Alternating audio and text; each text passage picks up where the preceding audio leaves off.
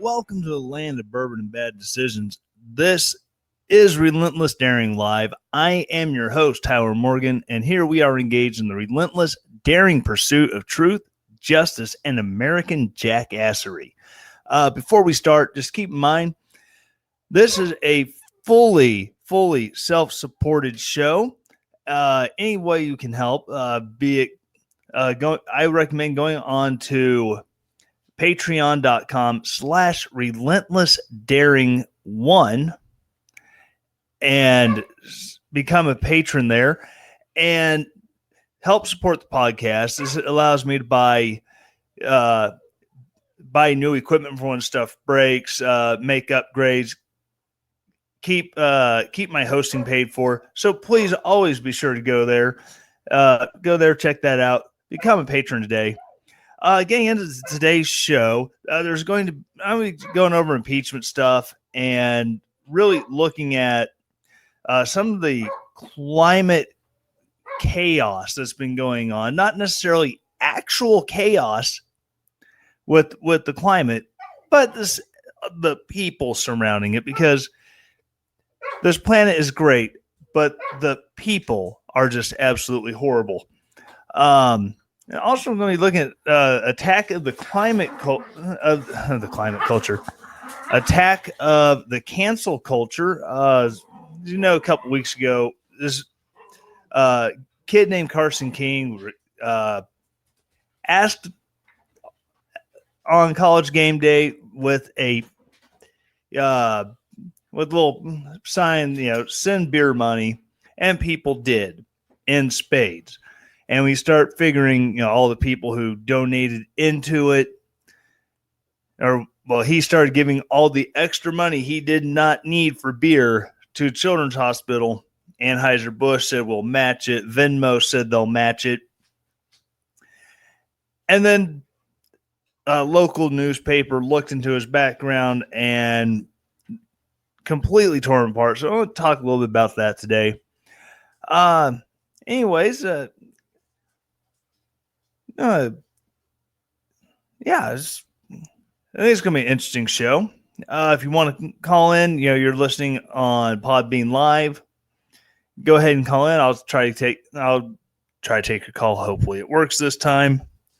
Last week, my one caller, either they hung up or it wasn't working well. Yeah, I really can't help that. But welcome to the world of rural, quote, high speed internet, end quote. But it be what it be. Can't complain too much. Well, I suppose I can, but here I don't think it's going to do a whole heck of a lot of good. And I also like to apologize for all the crazy dogs. As soon as I got started, apparently one was outside and was throwing a fit to come in, and the other dog had to scold him for being loud while I'm trying to record. Completely negating the irony of yapping at the other dog while I'm live on the air. Anyways, let's get to it.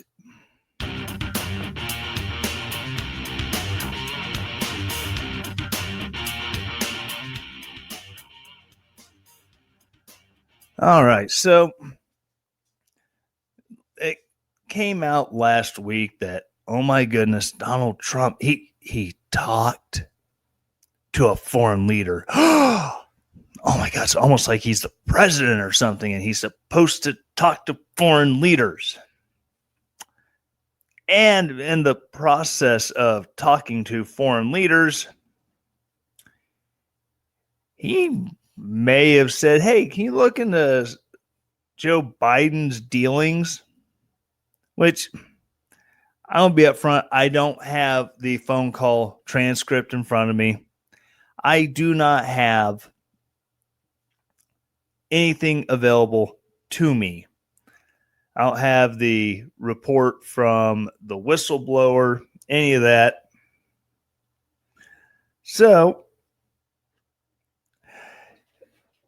I really can't tell you word for word, but listening to all the reporting on it, listening to the reporting on the phone call, okay, maybe it doesn't sound good that he specifically asked about Joe Biden and did Joe Biden really get this attorney fired or this prosecutor fired.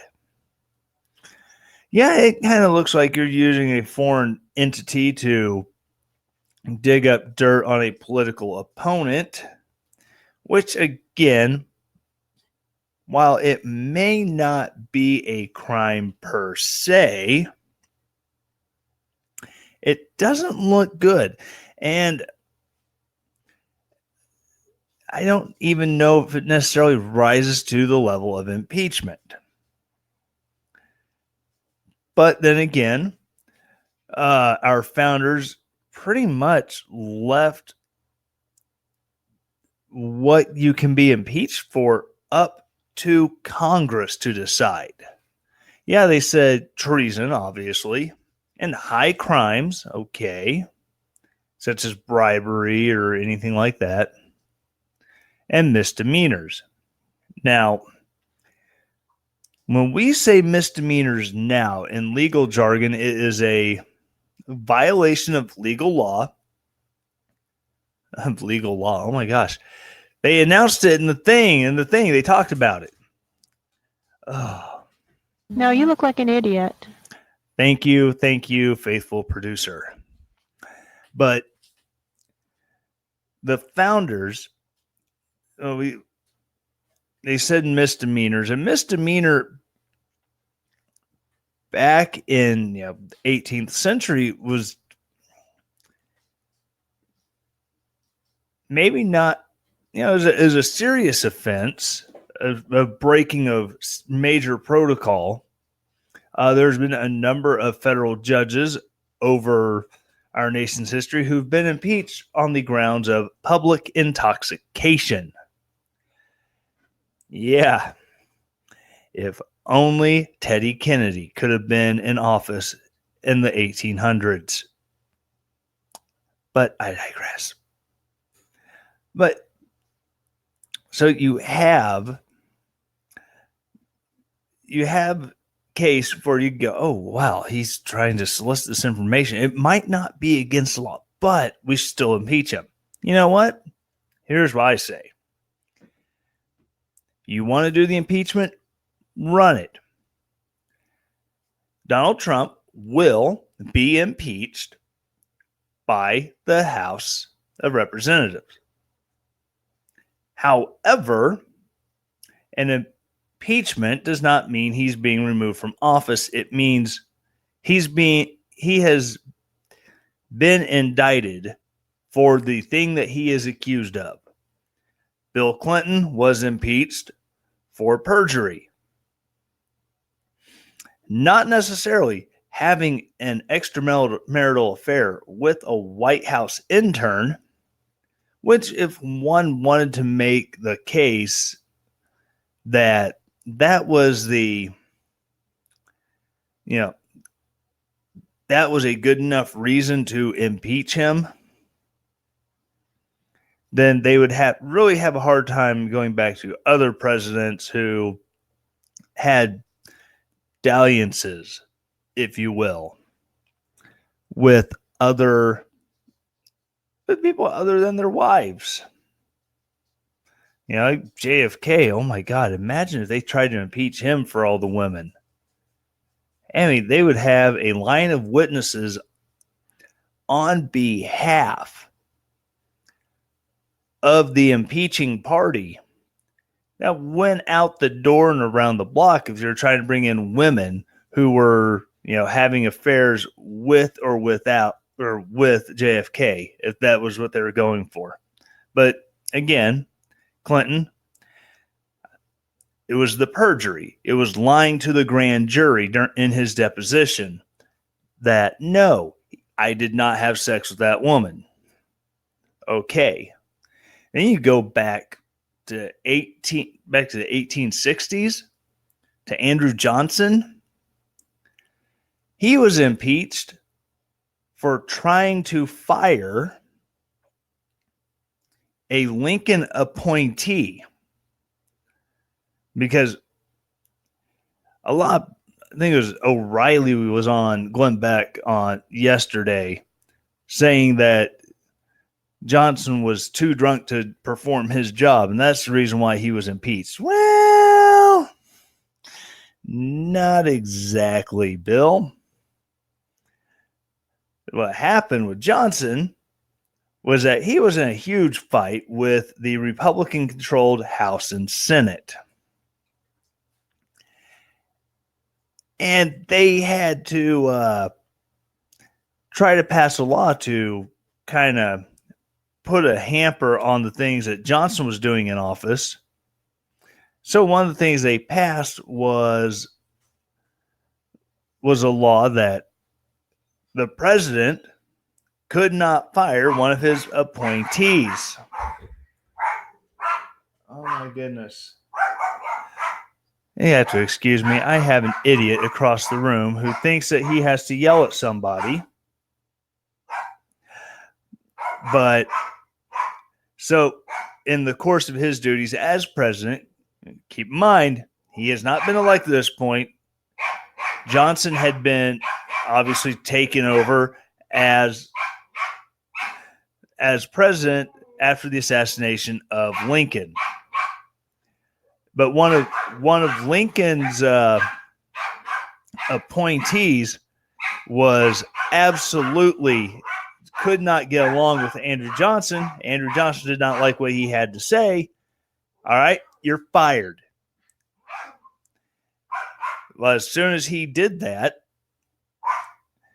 the House moved and immediately had him impeached for violating this law, which fast forward a few years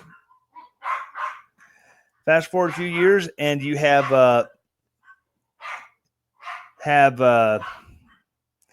the Supreme Court ruling that law is unconstitutional because, appointees, the only thing that Congress has to do with them is the Senate confirming them, the advise and consent role that they play. So Johnson fires an appointee that he did not appoint. And that was his defense when he went in front of the Senate for his actual trial. And he was able to make a good enough defense argument based on, not my guy, I can fire him. That by one vote,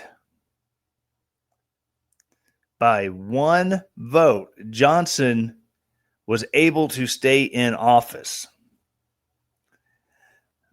So, and you fast forward 2019 and the whole Trump situation, they're going to make a case, a rather flimsy case, about, oh my God, Donald Trump talked to this guy. And we're going to bring hearsay. We're going to bring what is essentially gossip in front of the House and say, with this evidence, we believe we have the case to try Donald Trump in front of the Senate and have him removed from office, which I'm pretty sure they could run articles of impeachment on a ham sandwich for being Islamophobic and anti-Semitic in front of the Congress. And in all of their congressional wokeness, they would vote to impeach the ham sandwich.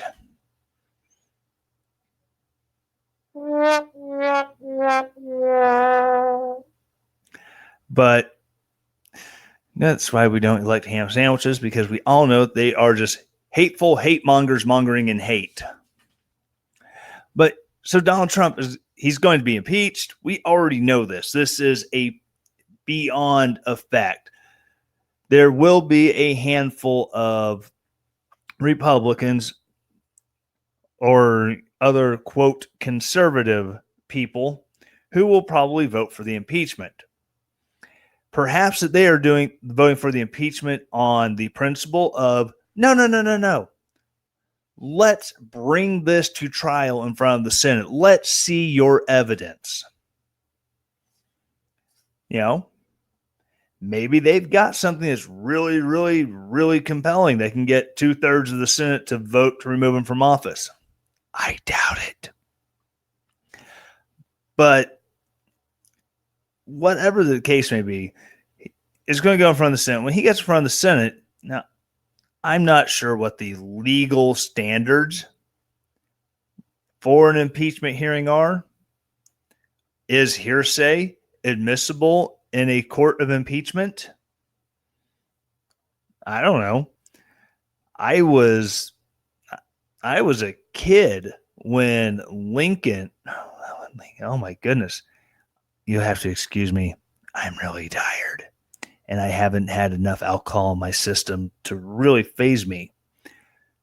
So I don't know what my problem is. I was just a kid when Clinton went through his impeachment, and all I really remember from it was a chubby girl, a blue dress, and a really, really ugly beret. So I'm essentially useless on that matter. But yeah, again, we're going to be going in front of the Senate with what is admittedly hearsay and rumor, because the whistleblower doesn't have firsthand information on these alleged conversations, on these things that Donald Trump supposedly did. And because there is no real evidence that he did anything wrong, they're not going to be able to convince enough Republicans. I mean, don't get me wrong. Murkowski will vote to remove from office. Susan Collins will vote to remove from office.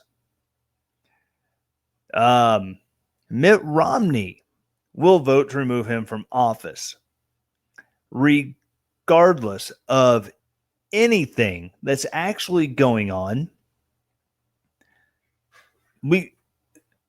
Because these are people who they're trying to trying to keep up with somebody who they think makes up their platform. Well, Susan Collins, I can kind of see it because, she's a Republican from Maine. I'm not saying all people from Maine are incredibly liberal. However, if you're getting elected as the senator, you have to definitely appeal to the liberal base that does make up, cities like Portland and Augusta in Maine.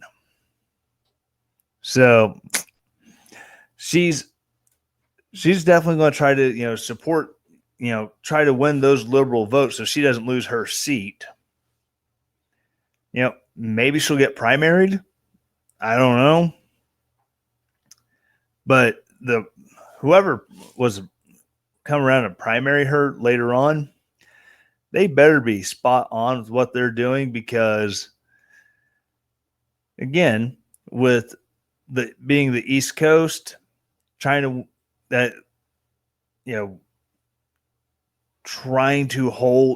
win a seat that will easily go liberal, you better be able to reach out to them without pandering to them. But that's neither here nor there.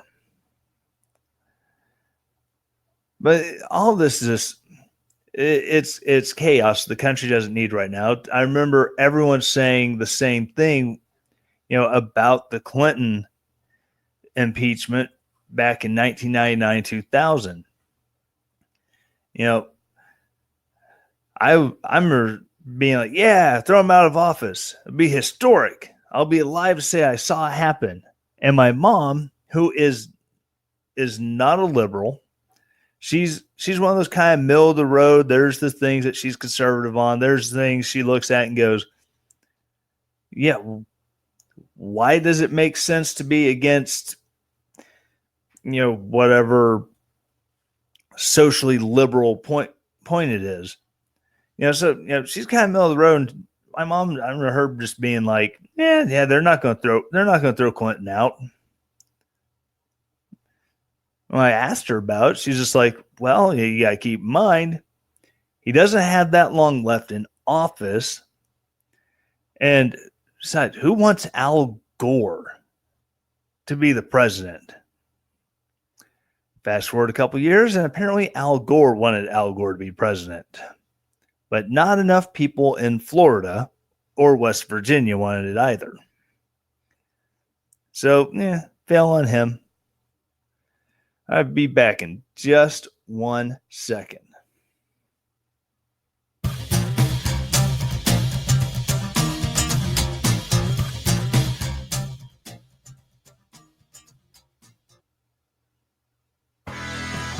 Do you love what you hear on the Relentless Daring podcast? Do you want to show the world your support for this podcast? This is Tyler from Relentless Daring, asking you to go to shop.spreadshirt.com/relentlessdaring and check out our merchandise there. We have t-shirts, hoodies, hats, coffee cups, travel mugs. Go there, check it out, and use it to show the world your love for this podcast. And as always, stay relentless.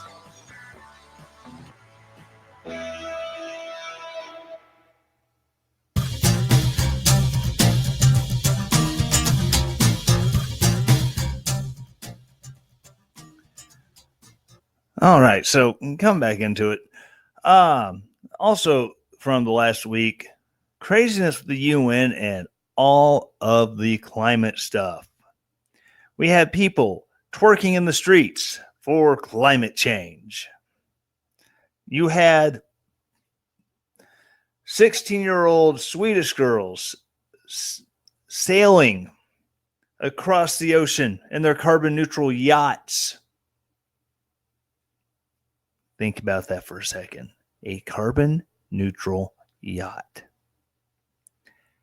But I digress.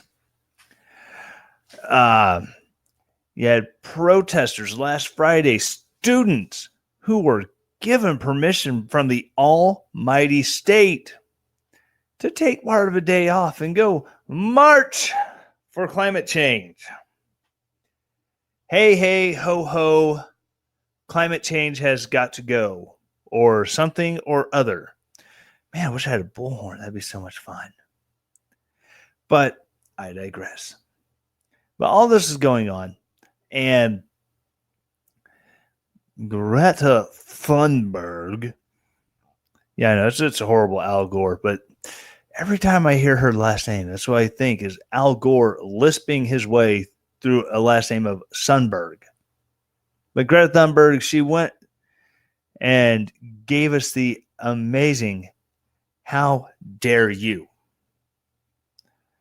But getting into climate change, it's a really hard topic to discuss. Of course, granted, most of the time I'm discussing it, it's on social media because I'm not a daily show. Although if you go to patreon.com/relentlessdaring1 and become a patron today, that could change if I got enough of you to support it. Just think about it. But you're on social media and you try to at least find the rational bullet points and you try to have rational conversations. Now, there are a handful of people that will allow for a rational conversation. Even though it's via text, it's really hard to get the inflection because sometimes you'll come across stuff that it seems like they're being snarky, but they're really not. So you kind of have to give them the benefit of the doubt on occasion. But when it's blatant, you just want the children to die. You hate all the black and brown babies around the world, and climate change is going to kill them all. So it's up to us to stop the evil capitalists. Besides, Whitey's got to pay. Whitey's got to pay. But yeah, again, those are the people who we've been there. We know how awesome they are when they're screaming at you for no good reason and just flame tweeting you with all caps, and they do the stupid clappy hands. Climate change is real. Oh my goodness. It's like, bro, first of all, you need to take a chill pill and turn off the caps. Caps lock needs to go. Just smash that part of your phone. You don't need it. And also, what is the clapping even for? Are we reading these wrong? Because we'll say it, climate, clap, has, clap, got, blah, blah, blah. Or is it supposed to be climate change has got to go? I don't know.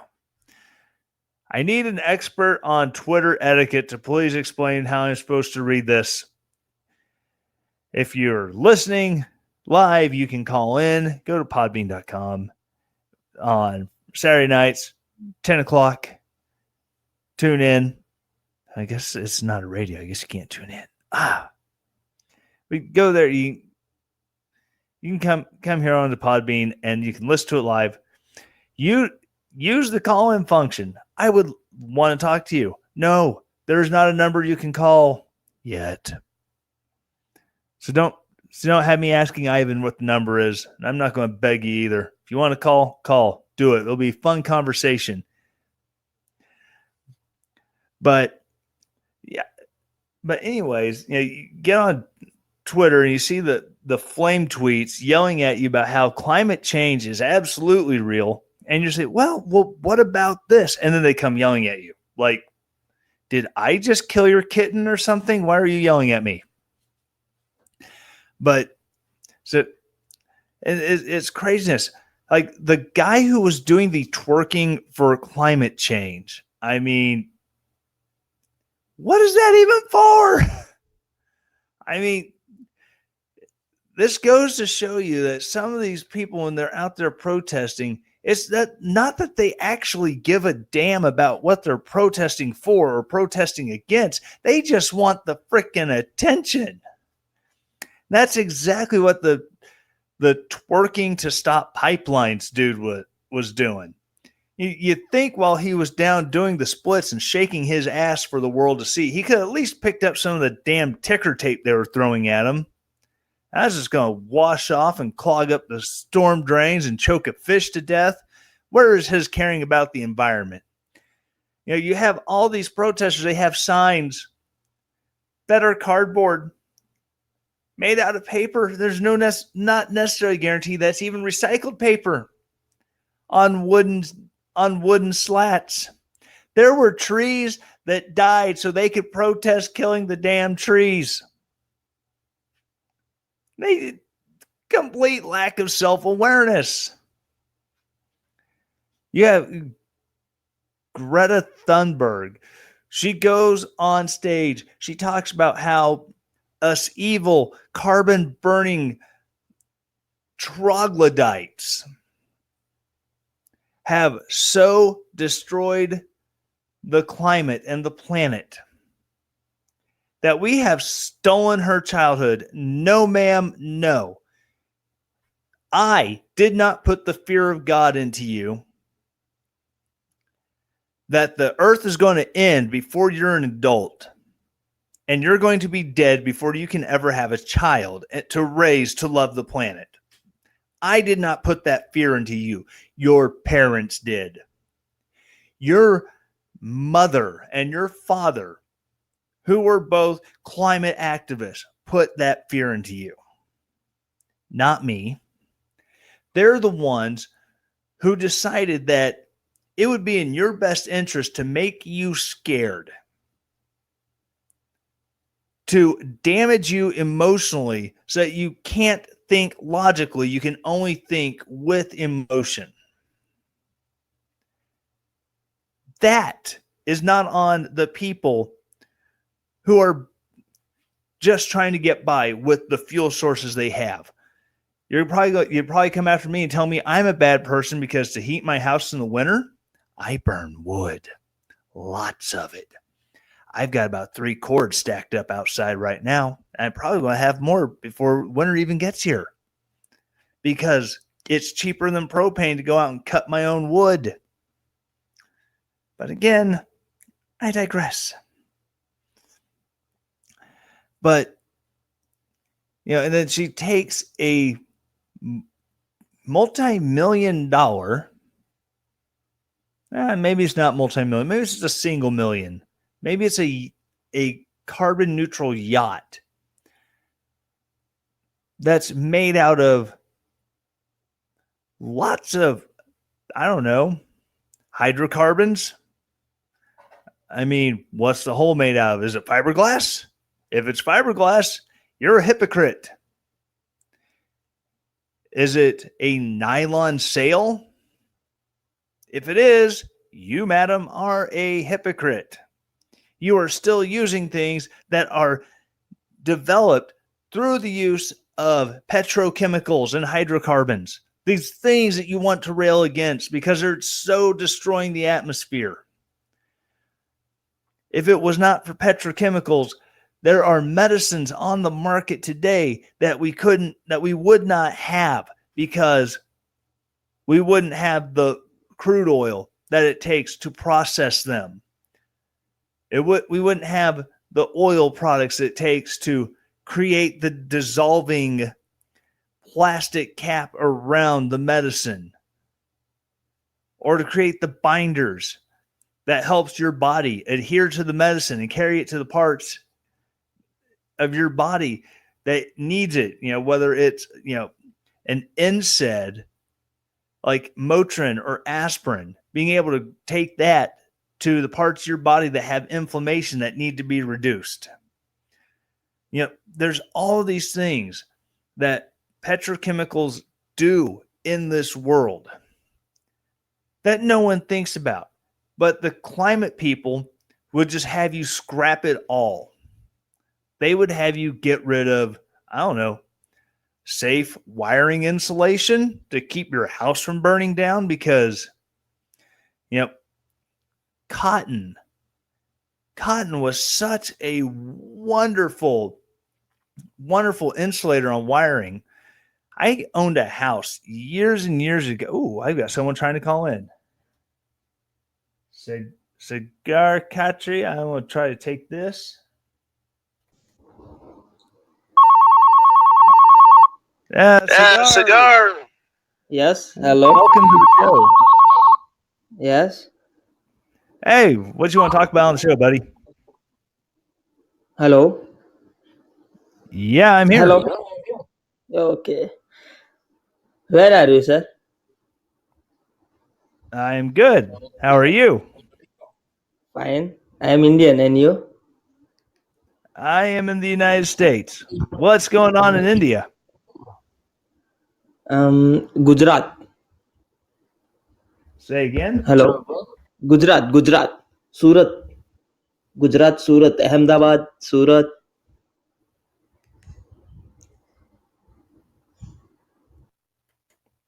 Yeah, I think we lost him there. I got a call from India. That was awesome.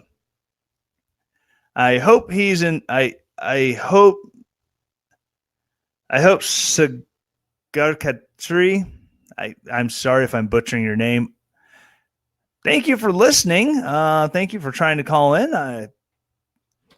It's nice to know that there are people out there listening who want to call the show. That's awesome. My iPad's being dumb. Okay, he's trying to call back here. Let's see if we can make this work again. Hello.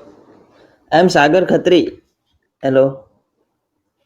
Saga Khatri. Yeah, I hear you. Khatri. Yeah, And your name?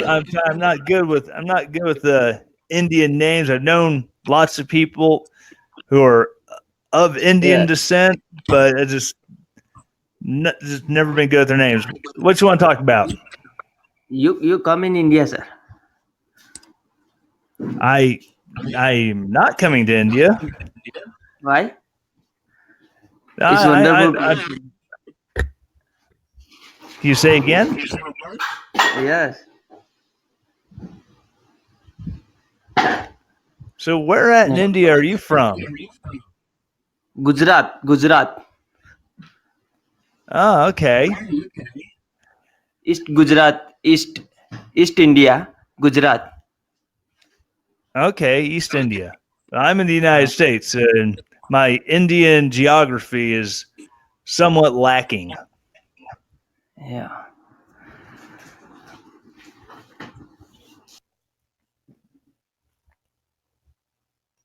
And I lost him. I was just getting to know him, and he's gone. We had this je ne sais quoi. Oh my goodness. That's time. That's time that we will never get back. I'm sorry, my friend. But anyway, now I'm completely lost on where I was at. Doggone it. All right, give me a few seconds and I'll just kind of collect myself here.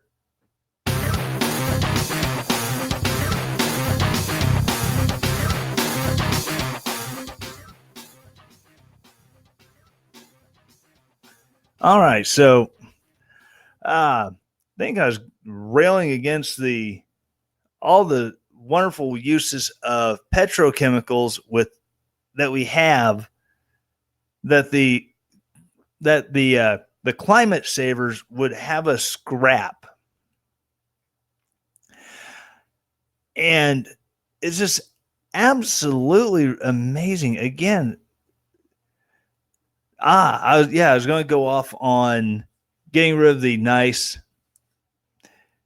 non-conductive protective insulation around electrical wiring. I owned a house years and years ago, and the original part of the house was built in 1928, back before they had plastic coated wiring. And over the years, there have been additions done to this house, upgrades here and there. One of the things that had not been upgraded was the wiring. We had a light fixture go out in our dining room, and me being the semi-capable, do-it-myself kind of guy, went to Lowe's, bought me a nice, fancy light fixture to put up. I get up on the step ladder. I take the old fixture off, and the wiring is cloth covered. And I don't know if you notice about cloth covered wiring. It's really easy for it to rub holes in the insulation and to get shorts. And when they short, they spark and it starts fires.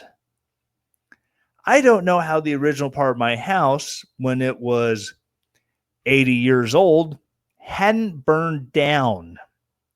All because of the wiring from 80 years ago that is no longer up to code, when houses weren't built to codes because progressivism hadn't completely screwed up everything. And now it's the same thing. Well, we don't want coal-fired power. Okay, well, what about natural gas? Natural gas burns cleaner than coal. Oh, no, we don't want that either. It's bad. Well, okay. Tell you what, we'll go for zero emissions. Nuclear. Yeah, I know. You're concerned about what do you do with the waste, but newer nuclear plants, you can actually run them off the old radioactive waste.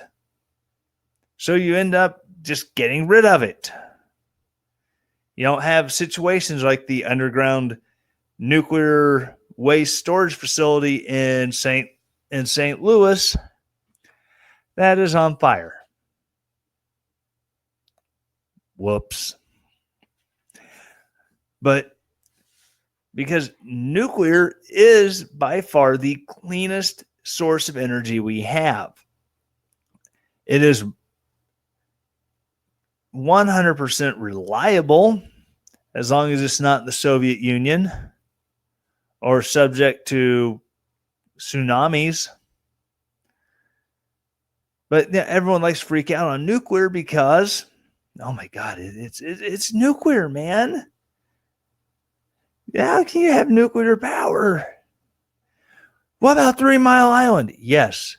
Tell me about 3 Mile Island. How many people died when 3 Mile Island had a core meltdown in the 70s? I'll give you a hint. It was less than 1, but more than -1. That's, if you guess 0, you are correct.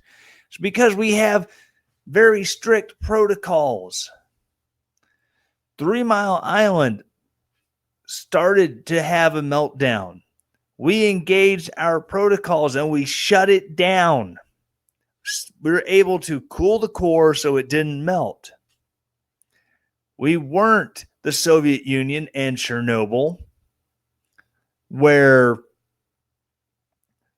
you had a bunch of Soviet bureaucrats and communist heads telling how to run this plant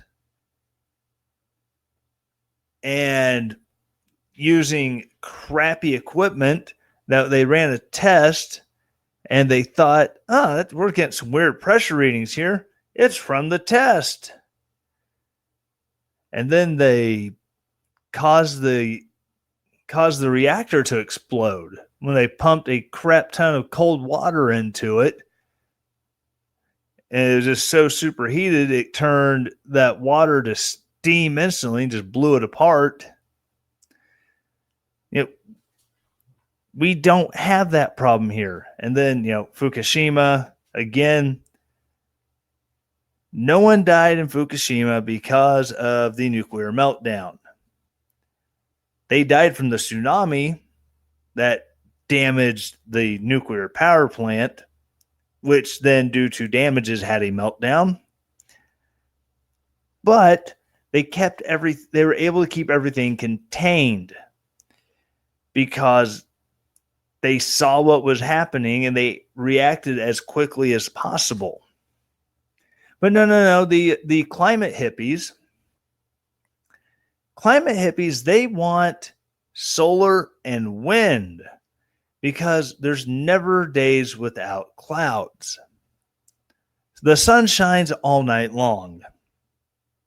The wind never stops blowing. And turbine blades never accrue so much ice in the wintertime that they stop being aerodynamically effective, and you could have a gale force wind, but the turbines aren't turning. None of those issues matter to the climate hippies.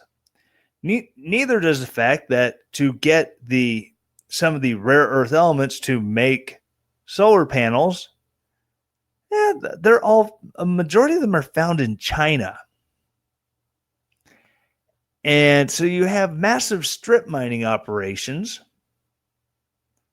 just absolutely destroying forest land, farmland, whatever land they want to destroy to be able to get to these rare earth elements.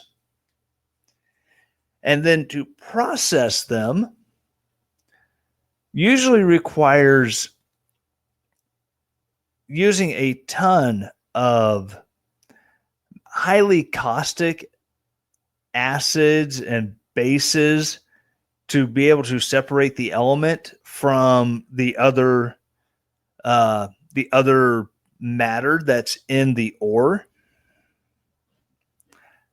But, and then a lot of times they just dump it right back into the water without caring about, the fish, wildlife, or anything that might want to eat the fish. I mean, it's really ridiculous. But, the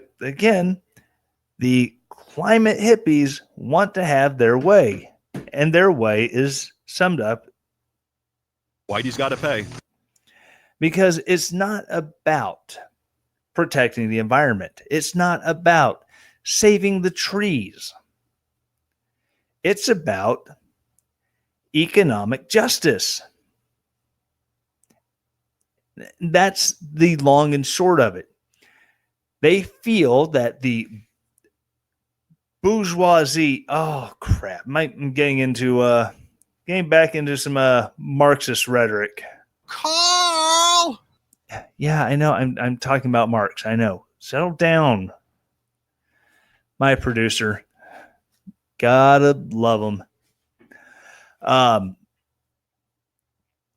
Because it basically boils down to the bourgeoisie, the haves, the have-nots.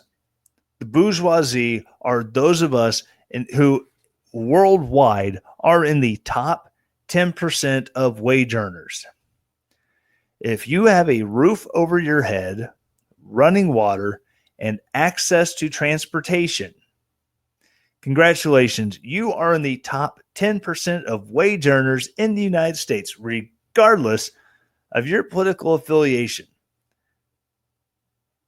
And I digress. The fact is, it all is always what has always been about when it comes to, anything Marx related.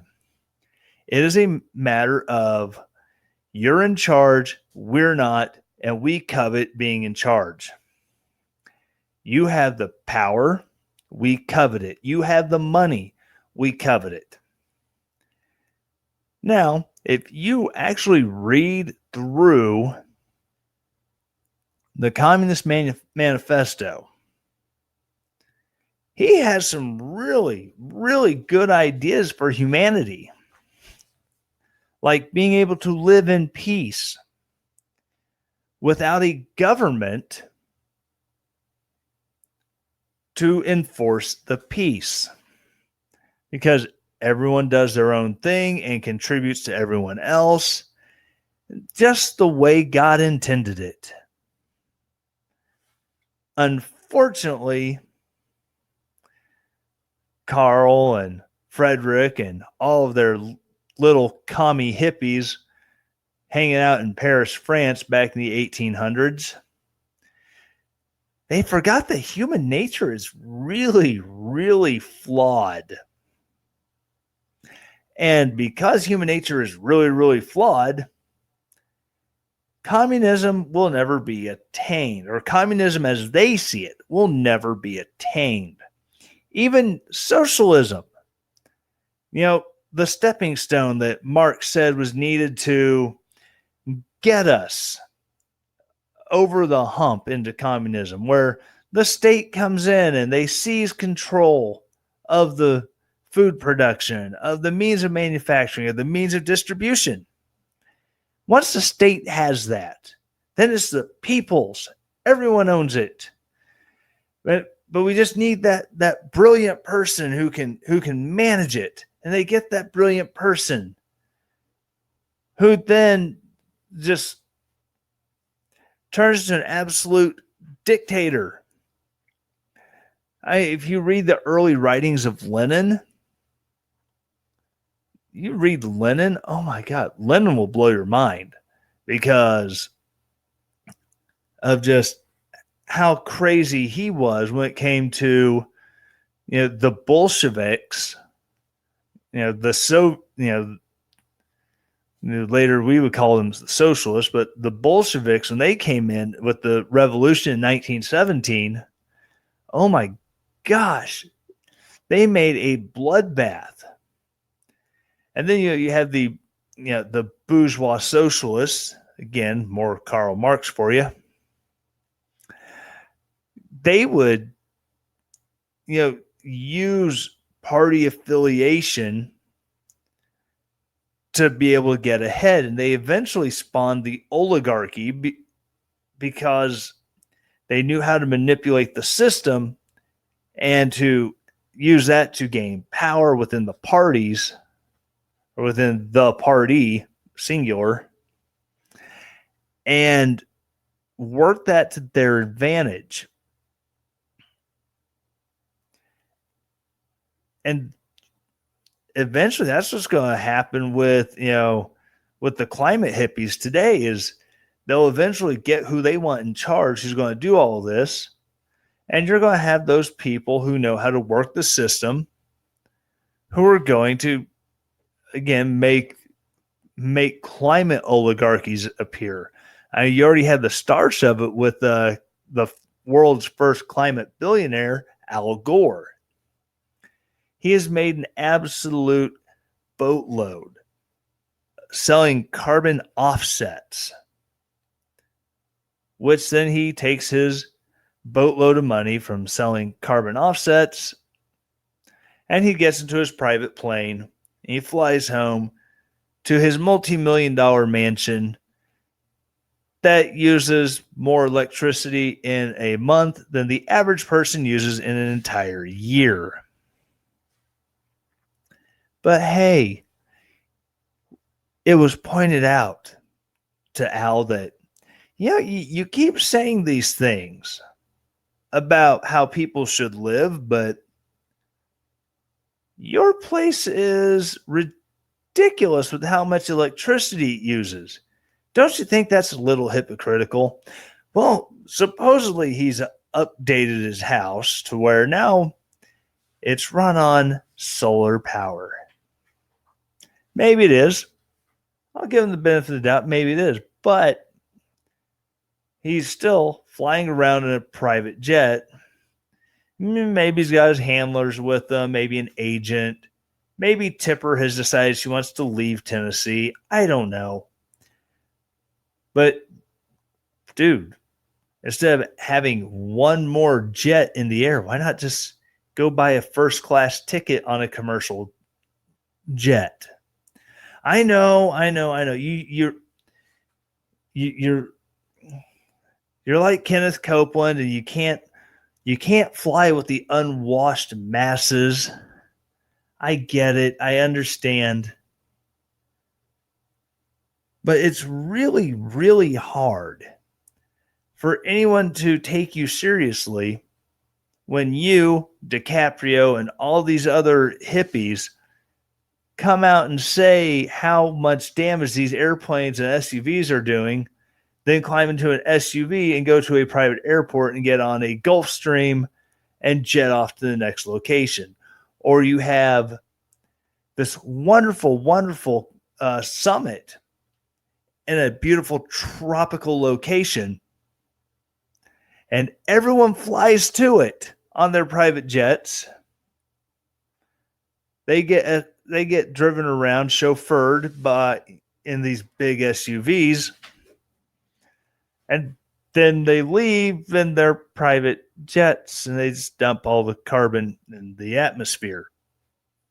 It makes no sense why we should listen to these people. But they insist that we do, and I insist that we just keep ignoring them.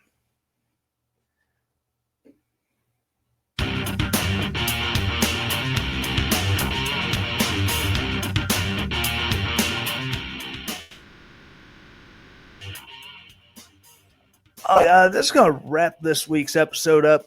To those of you who tuned in and listened live, thank you so very much for giving me your time. It means a lot to me. For anyone who's listening to this as the podcast later on, thank you for listening to the podcast. If you're catching on podcast, Apple, iTunes, Google Play, Spotify, Stitcher, YouTube. Oh my gosh, I haven't written these down. It's been a while since I've listed off all of them. But the major podcatchers, apparently that's a new word I learned listening to podcasts. Podcatcher. That would be an app that you use to listen to podcasts on. Again, if you're checking out on Apple or iTunes, please go there, subscribe, share it, rate it 5 stars, review it. The more 5 stars that we get, the more it begins to affect the algorithm, and it makes it easier for people who, okay, I'm checking out, I want to listen to some political podcasts. Hey, you might want to check this one out. So, yeah, the rating and reviewing is awesome. So please be sure to do that. Again, help support the podcast, patreon.com/relentlessdaring1. Go there, support, become a patron. $25 a month. It's not a lot. And again, it goes to, it keeps me on podbean.com, my gracious host, which I'm always glad to plug them any chance I get because they do an awesome job. It keeps me on Podbean. I've got some other projects I'm trying to work on, and that money comes in handy. You can also go to shop.spreadshirt.com/relentless-daring. And that's my merch shop. Go there, buy a t-shirt, buy a ball cap, buy a travel mug, whatever. Again, that's money that, you buy. When you buy merchandise, it comes back to me and it goes back into the show. And, every little bit helps because right now I don't have a single sponsor. I am relying on you, the listeners, to help keep this thing afloat. Because, I've put a lot of effort into this, and like I said, the help I get from you is so appreciated. Again, thank you all for listening. Thank you, Podbean, for graciously hosting this podcast and now the live stream. If the people at Podbean are listening, I love the platform. Hopefully it expands. Maybe I can get like a 1-800 number that calls in. I don't know. That would be awesome if it did. But, again, that's on Podbean and what they want to do. But loving what they're doing so far with the Podbean Live. Thank you again for tuning in. And as always, stay relentless.